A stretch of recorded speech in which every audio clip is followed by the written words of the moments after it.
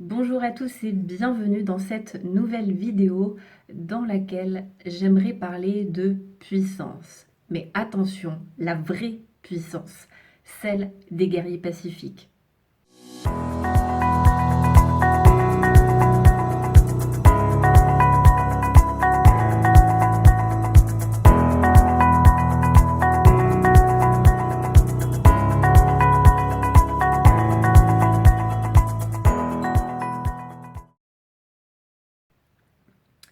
Pourquoi je dis vraie puissance?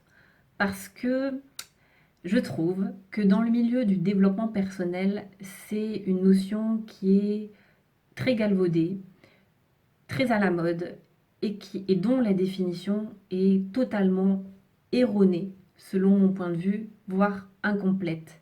Et du coup, j'aimerais moi vous apporter ma définition de la puissance, en sachant que ce n'est pas la vérité, c'est juste mon regard sur ce que c'est la puissance et mon avis dessus. Et ce que je peux observer, c'est que dans le milieu du développement personnel et parmi les personnes que j'accompagne, il y a beaucoup de personnes du milieu du développement personnel et notamment des entrepreneurs. Et je vois que la notion de puissance, c'est quelque chose, le fait de se sentir puissant et d'être puissant, c'est quelque chose qui est récurrent. Et quand je questionne un petit peu les gens sur ça veut dire quoi être puissant pour toi, ce que je vois, c'est que très très vite, on tombe dans la caricature de ce qu'est la puissance. C'est quoi cette caricature? Eh bien, je vais en prendre une, justement. Désolée pour ceux qui sont fans du personnage. Même si, encore une fois, je ne vais pas juger le personnage, je vais juste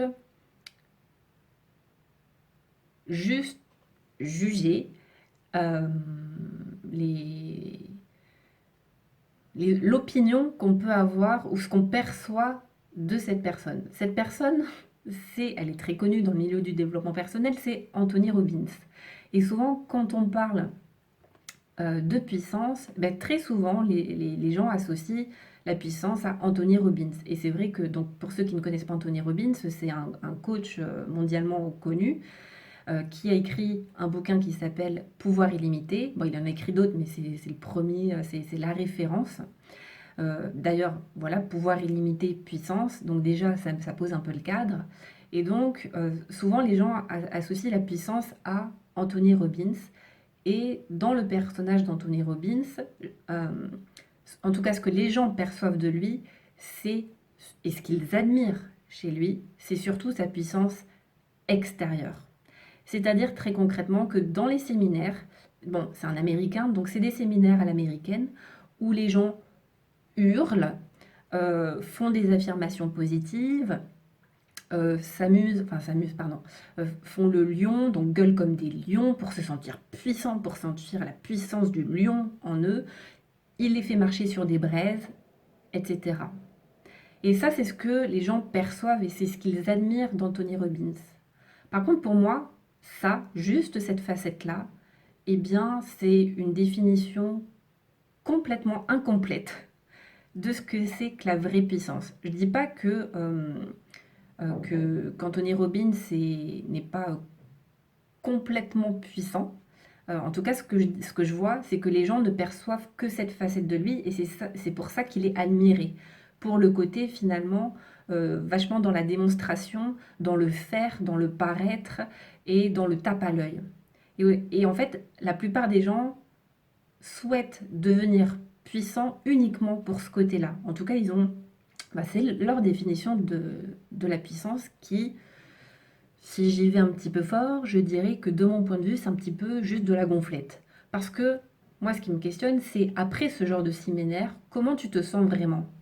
Après une semaine, comment tu te sens?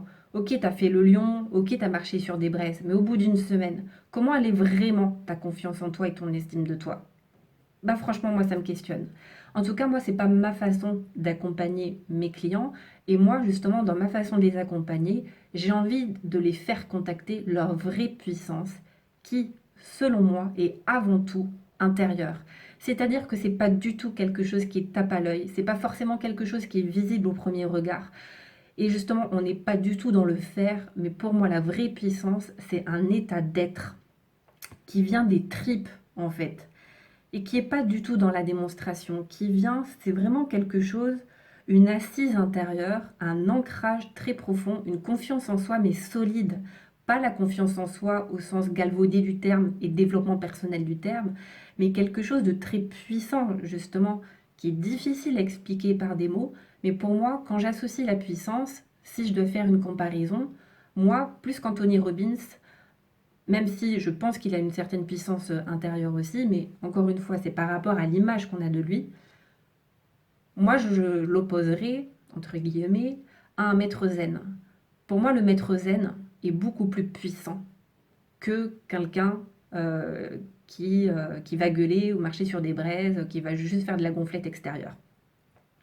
Parce que c'est juste une belle coquille vide, quoi.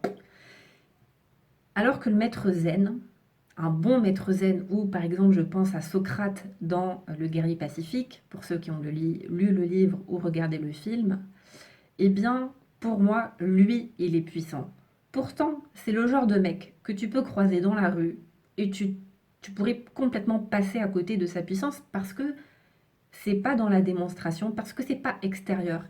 C'est quelque chose que tu ressens à son contact. Tu sens qu'il a une profonde confiance en lui, une profonde confiance en la vie, et que finalement,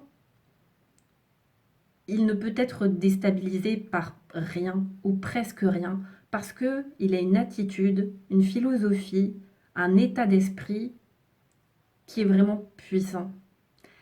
Et c'est pas de la gonflette, c'est quelque chose qui demande des années de travail, qui demande beaucoup de courage et pour moi le courage aussi est très intérieur. Le courage, c'est pas forcément faire un saut à l'élastique. Pour moi, c'est quelque chose de très intérieur aussi. Et donc j'avais vraiment moi envie de vous donner moi ma définition de la vraie puissance. Encore une fois, je ne rejette pas non plus le côté extérieur, le faire. Et si vous avez envie de gueuler comme des lions, bah gueulez comme des lions si ça vous donne de la puissance. Mais pour moi, c'est incomplet si on ne travaille pas la puissance intérieure, qui est beaucoup plus intérieure. Quelque chose, voilà, encore une fois, qui vient des tripes. Moi, ce qui me vient comme image quand je pense à la vraie puissance, c'est celle que j'ai contactée au contact justement des éléphantes. Et je dis bien éléphantes. C'est une vraie force tranquille et je dirais même c'est une vraie puissance tranquille. En tout cas, moi, c'est l'image que j'ai de la puissance et c'est celle que j'enseigne, c'est celle que je transmets aux personnes que j'accompagne, que ce soit dans mes formations en ligne, en coaching individuel, dans les ateliers, etc. C'est comme ça que j'ai envie d'aborder la puissance.